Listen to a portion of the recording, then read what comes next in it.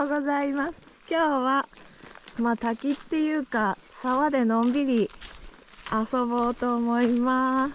行けるとこまでのんびり行ってきます。バナナ食べながら森の中を降りてきて、もう沢だ。早く入りたい。めっちゃ汗だく。やばい。めっちゃキラキラしてるよ。い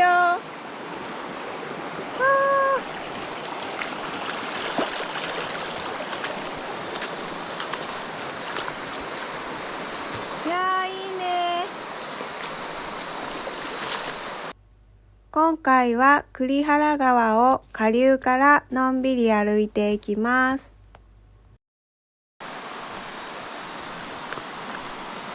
キラキラや。トンボさんがいっぱいいる。前回行った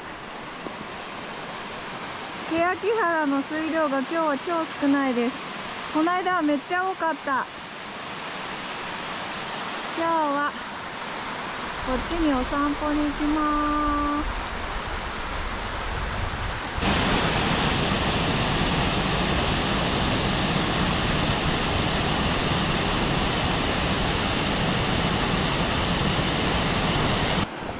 滝を高巻きしてまた川に降りてきました。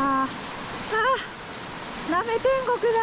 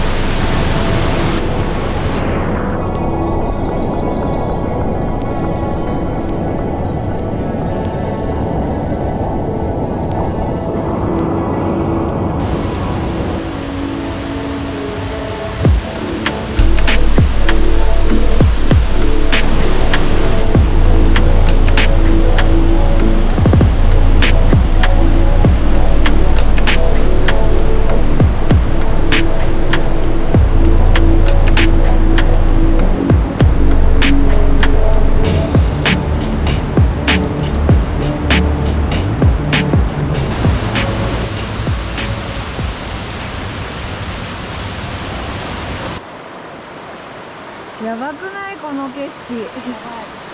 幸せだ。